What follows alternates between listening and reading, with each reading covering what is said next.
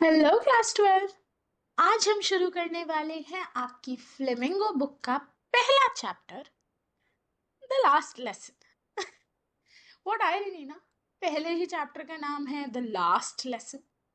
सो यहाँ पे अल्फोंसो डोज़ेट हमें क्या बता रहे हैं स्टोरी के थ्रू, ये समझने से पहले हम शुरुआत करेंगे इस लेसन की इसके सेंट्रल आइडिया के साथ।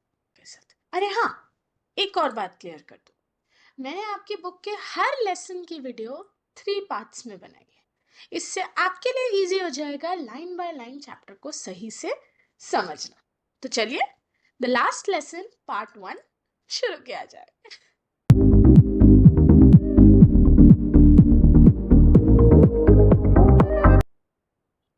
सेंट्रल आइडिया, आप पोएट्री की तरह प्रोज में भी, यानी आपके लेसन या चैप्टर जो भी आप कहना पसंद करते हैं, उसके पीछे भी एक सेंट्रल आइडिया छुपा होता है कि आखिर ये स्टोरी हमें क्या बताना चाहती है, क्या सिखाना चाहती है।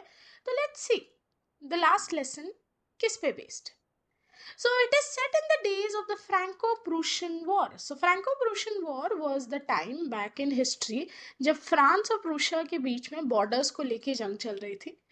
बट ये उस टाइम की बात है इन द पीरियड 1870-71 जब फ्रांस प्रूशिया से हार गया।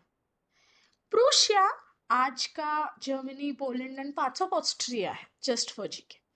ठीक है, इस स्टोरी में जो फ्रेंच डिस्ट्रिक्ट्स हैं अल्जेक और लोरेन, फ्रांस की हार के बाद प्रूशिया का हिस्सा बन गए। एंड क्योंकि अब वो दो डिस्ट्रिक्ट्स प्रूशिया का हिस्सा है, तो हम इस चैप्टर में देखेंगे पर्टिकुलरली वहां के लोगों की, एक्चुअली लोगों की भी नहीं, वहां की स्कूल लाइफ पे इसका क्या इफेक्ट। ठीक है, तो चलिए सबसे पहले देखते हैं इस चैप्टर के दो मेन कैरेक्टर्स या प्रोटोगनिस्ट्स। पहले हैं मिस्टर हैमिल। ये M dot actually is the French way of writing mister. ठीक है, एंड दूसरा हमारा कैरेक्टर है little Franz. Now this is an interesting one because Franz, ये जो नाम है, इसका अपने आप में ही क्या मतलब है? The one from France. Okay, तो अब फाइनली शुरू करते हैं इस लेसन की line by line explanation. I started for school very late that morning. अब यहाँ पे नरेटर कौन है लेसन का? Mister France, the little one, जिसके बारे में मैं अभी आपको बता रही थी। सो लिटिल फ्रांस लेसन की शुरुआत क्या कह के कर रहा है? That I started for school very let that morning and was in great dread of a scolding. Great dread of a scolding मतलब मैं तैयार था कि आज फिर डांट पड़ेगी, और प्यार वाली, बस इट्स ओके बेटा वाली डांट नहीं, अच्छी वाली डांट।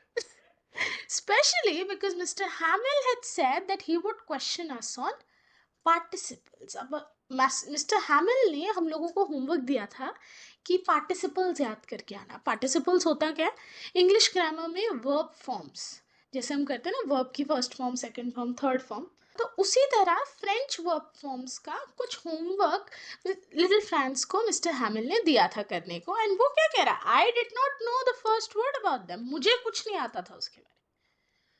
For a moment I thought of running away and spending the day out of doors. तो हर बच्चे का पहला ख्याल क्या होता है जब उसने कोई काम नहीं किया होता और उसे पता होता है वो टीचर उसे मार लगाएगी? छुट्टी कर लो, मत जाओ स्कूल, कल थोड़ी टीचर कुछ कहेगी, आज जिसको डांट पड़नी होगी पड़ जाएगी। तो लिटिल फ्रांस ने भी यही सोचा कि चलो छोड़ो यार, नहीं जाता स्कूल, कितना अच्छा दिन है, it was so warm so bright, मौसम कितना प्यारा है। The birds were chirping at the edge of the woods, and in the open fields back of the sawmill, the Prussian soldiers were drilling. एक तरफ चिड़ियाएं चहचहा रही हैं, दूसरी तरफ प्रूशियन सोल्जर्स की ड्रिल्स चल रही हैं। आह, it was all much more tempting than the rule for participles. अब ऐसे माहौल में कोई पार्टिसिपल्स कैसे याद करेगा भला? बट उस दिन पता नहीं मुझे क्या हुआ, I had the strength to resist and hurried off to school. तो मैंने अपने अंदर की इच्छाओं को शांत किया, उन्हें कंट्रोल किया, एंड बन दिया डेयर डेविल, चल दिया स्कूल की ओर। एक तरफ मैं खुद को रीजंस दे रहा हूँ स्कूल ना जाने के, और दूसरी तरफ मैंने कहा इट्स ओके फ्रांस, चलते हैं आज स्कूल। पता नहीं उस दिन मुझे क्या हुआ, when I passed the town hall there was a crowd in front of the bulletin board. So वो कहता है कि जब मैं गुजर रहा था रास्ते से, बुलेटिन बोर्ड के पास बहुत भीड़ थी। एंड यहाँ पे ये bulletin board is actually a symbol of bad news.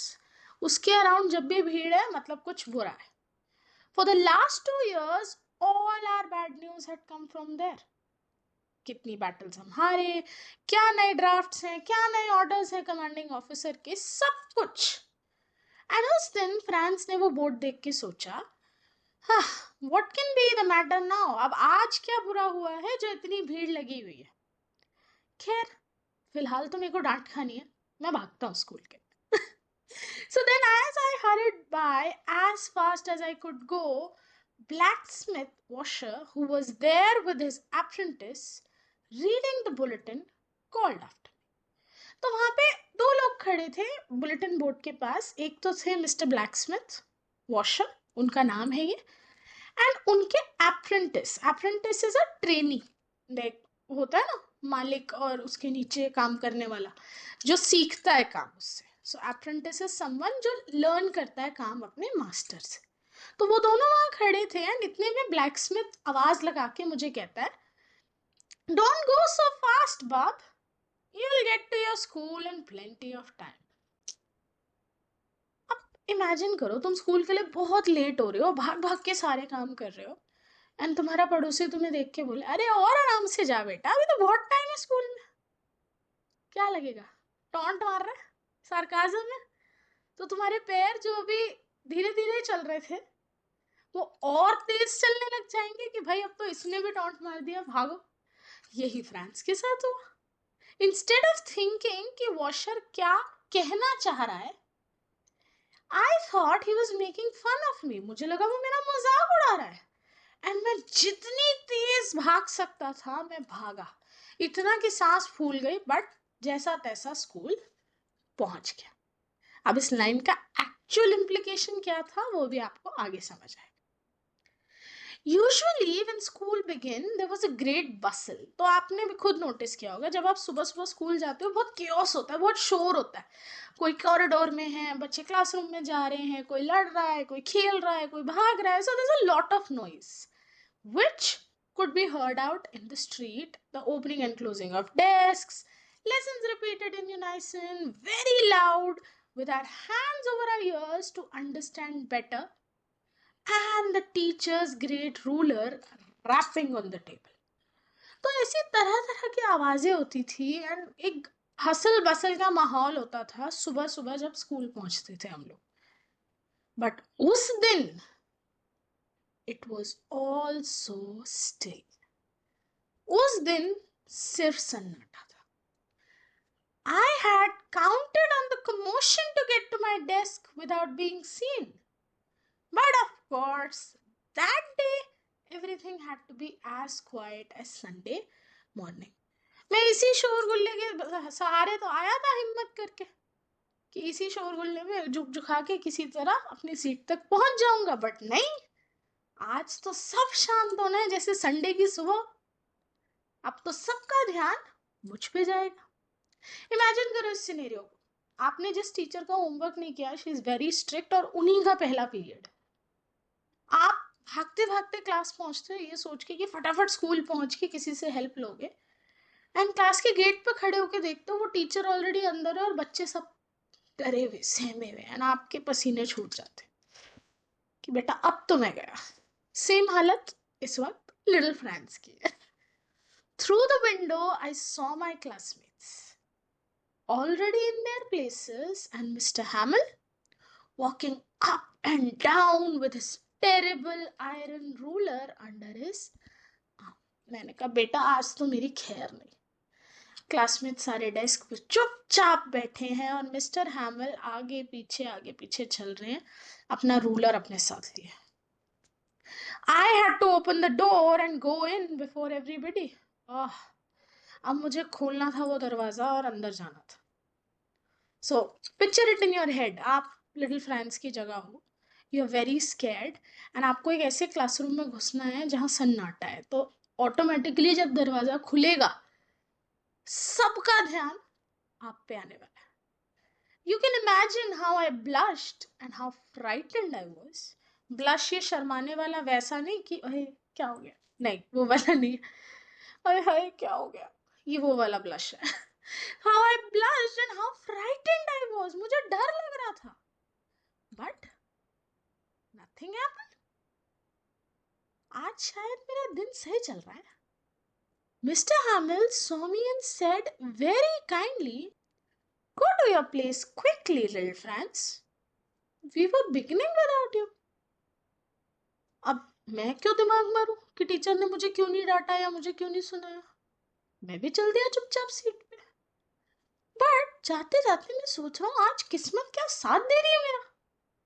Mister हैमिल ने मुझे कुछ नहीं कहा, इतना सा भी नहीं, उल्टा वो मुझे प्यार से कह रही है कि सीट पे जाके बैठ जा बेटा, तेरे बिना शुरू करने वाला था मैं. चलो कुछ तो अच्छा हुआ आज के दिन. I jumped over the bench and sat down at my desk. मैं चुपचाप सीट पे जाके बैठ गया. Not till then, when I had got a little over my fright, did I see that our teacher had on his beautiful green coat, his frilled shirt, and the little black silk cap, all embroidered, that he never wore except on inspection and prize days. तो वो यहाँ क्या कह रहा है, अभी मैं अपने डर से बस थोड़ा ठीक हुआ ही था, मेरा डर थोड़ा काबू हुआ ही था कि मैंने ध्यान दिया मिस्टर हैमिल के अटायर पे. वो अपना सबसे सुंदर वाला ग्रीन कोट और फ्रिल शर्ट पहन रखे थे एंड ब्लैक कलर की सिल्क कैप एम्ब्रॉयडरी वाली. मैं सोच रहा हूँ ये कपड़े तो वो सिर्फ इंस्पेक्शन डे या प्राइज डे वाले दिन पहनते हैं, आज ऐसा क्या, आज तो एक नॉर्मल स्कूल डे है. Besides, the whole school seemed so strange and solemn. और सिर्फ मिस्टर हैमिल ही नहीं, मुझे तो आज सब कुछ बड़ा अजीब लग रहा है. स्कूल में इतना सन्नाटा है, हर कोई पढ़ने के मूड में बैठा है, ये चल क्या रहा है. But the thing that surprised me most was to see on the back benches that were always empty, the village people sitting quietly like ourselves. And सबसे अजीब बात उस दिन की ये थी कि जो बैक बेंचेस हमेशा खाली रहती थी, क्योंकि हमारे गांव में ज़्यादा पढ़ने लिखने का शौक किसी को नहीं था और पेरेंट्स भी धक्का मार के बच्चों को स्कूल नहीं भेजते थे. जो चल रहा था बस चलने देते थे. मैं देख रहा था वो बैक बेंचेस भी आज फुल थी, और सिर्फ स्टूडेंट्स से नहीं, गांव के बड़े बड़े लोग वहां आए हुए थे, बड़े बूढ़े लोग, सॉरी, वो सब वहां आए हुए थे. ओल्ड हॉसा अपनी 3 कॉर्नर हैट के साथ, farmer mayor, farmer post master, several others. आज इतने सारे लोग स्कूल क्यों आए. Besides, everybody looked sad. And हर कोई इतना उदास क्यों है. तो लिटिल फ्रांस को ये सब चीजें समझ नहीं आ रही थी. And Hosser had brought an old primer, thumbed at the edges, and he held it open on his knees with his great spectacles lying across this page. Primer क्या होता है. प्राइमर इज बच्चों की एक किताब होती है जहां पर उन्हें वो अल्फाबेट्स की प्रोनाउंसिएशन सिखाई जाती है, साउंड्स, ठीक है. तो एक प्राइमर, एक ओल्ड बुक थी. थम्ड एट द एजेस का मतलब जैसे बुक्स जितनी पुरानी हो जाती है ना, उनके किनारे ऑटोमेटिकली फोल्ड होने लग जाते हैं, वो वैसे ही क्रिस्प नहीं रहते जब नई नई बुक्स होती हैं वैसे, राइट. तो हॉसर बहुत ओल्ड है और उनके पास एक बहुत पुरानी किताब है, एक प्राइमर है, तो उसकी हालत थोड़ी खराब थी. वो उस बुक को लेके आए थे, उसे खोल के बैठे थे, पता नहीं क्या कर रहे थे, मुझे कुछ समझ नहीं आ रहा था कि चल क्या रहा है, सब कुछ इतना वियर्ड क्यों है आज. While I was wondering about it all, Mr. Hamill mounted his chair. अब मैं ये सब प्रोसेस कर रहा था कि इतने में मिस्टर हैमिल अपनी चेयर से खड़े हुए. And in the same grave and gentle tone, grave यहाँ पे क्या है, सीरियस, उसी सीरियस लेकिन प्यारी आवाज में उन्होंने क्या बोला, My children, this is the last lesson I shall give you. तो रूम में प्रेजेंट हर एक इंसान को उन्होंने एड्रेस किया और कहा कि ये मेरा आखिरी लेसन है. The order has come from Berlin. Berlin क्या है? द कैपिटल ऑफ जर्मनी या Prussia as you can say. Prussians ने क्योंकि एल्जेक और लोरेन पे कब्जा कर लिया है तो वहां से एक ऑर्डर आया है इन डिस्ट्रिक्ट्स के स्कूलों के लिए to teach only German in the schools of Alsace and Lorraine. French districts, वहां की लैंग्वेज क्या होगी? फ्रेंच. बट क्योंकि अब प्रूशिया ने उन्हें कंट्रोल में ले लिया है, दे हैव ऑर्डर्ड कि कल से स्कूलों में सिर्फ और सिर्फ जर्मन पढ़ाई जाएगी. The new master comes tomorrow. तो आपका नया टीचर कल से आ जाएगा. This is your last French lesson. I want you to be very attentive. तो मिस्टर हैमल ने ये बात जैसे ही क्लास में बताई कि ये उनका आखिरी फ्रेंच लेसन होने वाला है, तो वो चाहते हैं कि सब इसको ध्यान से सुने. लिटिल फ्रांस का दिमाग सब कुछ प्रोसेस कर लेता. What a thunderclap these words were to me. Hindi में वो कहावत है ना, पैरों तले जमीन खिसक गई. इसी तरह thunderclap these words were to me वही मुहावरा है कि कुछ ऐसा सुन लिया कि मेरा दिमाग यकीन नहीं कर पा रहा कि सच में ऐसा है, ये सच बोल रहे हैं. एंड जब लिटिल फ्रांस ने वो बात सुनी, वो उन सारे डॉट्स को कनेक्ट कर पाया. बुलेटिन बोर्ड से लेकर हॉसर के क्लासरूम में होने तक उसे सारी चीजें समझ आ गई. ओह, the wretches! That was what they had put up at the town hall. So the wretches is not a good word. उसने जर्मन्स को कहा कि कितने बुरे हैं ये लोग, कितने दुष्ट हैं ये लोग. ये लगाया था उन्होंने टाउन हॉल बुलेटिन बोर्ड पे. माई लास्ट फ्रेंच लेसन, मेरा आखिरी French lesson. Why? I hardly knew how to write. अभी तो मुझे फ्रेंच सही से लिखनी भी नहीं आई. And I should never learn any more. अब मैं इसके बाद सीखूंगा भी नहीं. I must stop there then. Ah, how sorry I was for not learning my lessons. And suddenly little Franz को बुरा लग रहा है कि उसने अपनी मदर टंग, अपनी मदर लैंग्वेज ही नहीं सीखी ढंग से. उसे अपनी लैंग्वेज अभी लिखना तो छोड़ो, सही से पढ़ना और बोलना भी नहीं आता. और अब से तो वो सीखेगा भी नहीं. और तो oh my God, ये मैंने क्या कर दिया. How sorry I was for not learning my lessons, for seeking birds eggs और गोइंग स्लाइडिंग ऑन द सार. तो मैं पहले क्या करा करता था, ये सोच के कि अरे पढ़ाई तो होती रहेगी, स्कूल मिस करता था, चिड़ियाओं के अंडे ढूंढता था या स्लाइड करने जाता था हिल्स पे.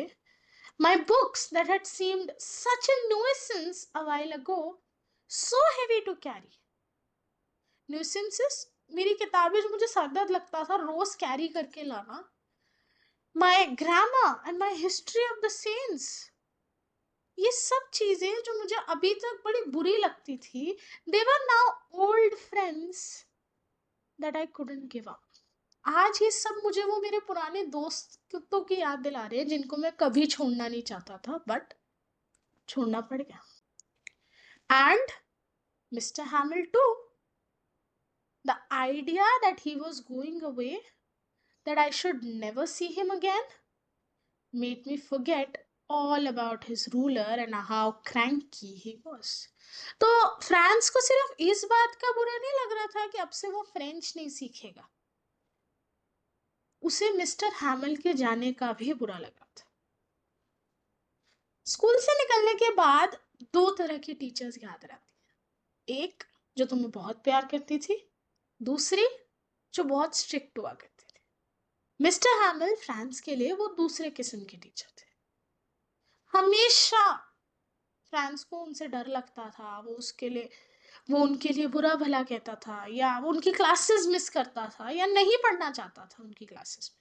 बट आज जब उसे पता चल रहा है कि वो जा रहे हैं, उसको बुरा लग रहा है कि यार नहीं, आप मत जाओ, ये सब क्या हो रहा है और क्यों हो रहा है। तो यहाँ तक की स्टोरी में हमने ये समझा कि कैसे अनाउंस हुआ कि ये उनका लास्ट लेसन होने वाला है।